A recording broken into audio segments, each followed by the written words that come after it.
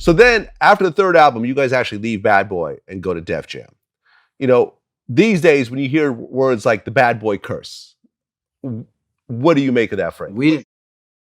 It's comical because we didn't have any, we didn't have a fail at all in our career. Here we go. Like, I mean, we left there, you know, and it really had nothing to do with Puff per se. There was another entity that was going on at the same time. So which how the paperwork was set up, we had no choice. It's not what we wanted to do. So, I mean, so we did what we had to do, and now we're on Def Jam, and you know, big things from there too. Here we go. So that's why I don't like when I hear the Bad Boy curse. I mean, which part of the career of albums are you gonna say was a curse? Was it which now, you know what I mean? The third album is more than platinum now. I mean, you got multi-platinum singles, multi-platinum albums on a label that's supposed to be a curse. Well, we didn't experience that, so I don't get that one. Well, you dropped the fourth album, Hot and Wet. It does well, but not as well as the previous albums. But then when you guys drop your fifth album, Pleasure and Pain, then you guys are platinum again. Exactly. And that had You Already Know on there, which is one of your biggest smashes. Right. So that's why I was saying, like, we had to adjust ourselves from a boutique label to a huge conglomerate label where they expected you to have your stuff together. So they were a big umbrella, and you were supposed to have all of the pieces and stuff together. Well, I'll save what I'm going to say to a book or a movie, but there were definitely reasons of situations that happened, and then but we fixed the situation. We fixed the situations, and when the energy came in, thank God for communication between Puff and then rest in peace Shakir Stewart. So they handled the situation.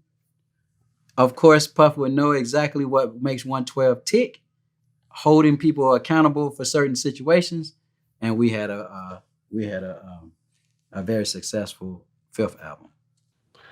Well, here we are in 2020, and it seems like the group has gone solo, broken up, gone back together. People have their own projects. 112 performs with certain members on one show, certain other members on a different show. I understand there's certain legal things that are going on, so I know you can't speak on it fully. But if you were to tell me the overall reason why 112 broke up and where 112 is right now, what would that be? Well, it would be parallel to what happened in 2006. Guys wanted to do their own thing. I don't know how to make it even more sexier.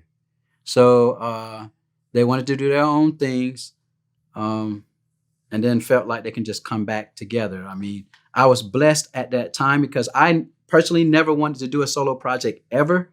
I was cool with being the lead singer of the strongest R&B male group of our era.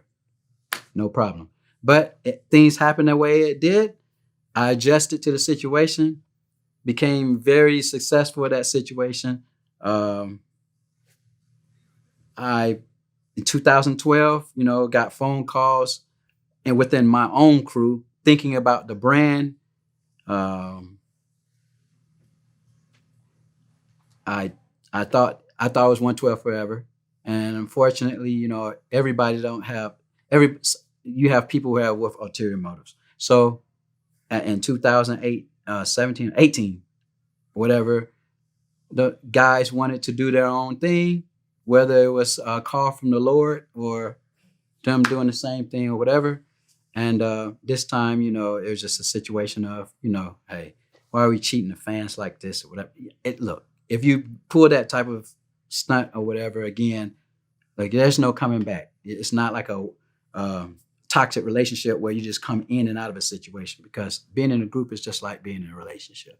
So I need to trust you wholeheartedly, You know, we have families, responsibilities. We have all this stuff.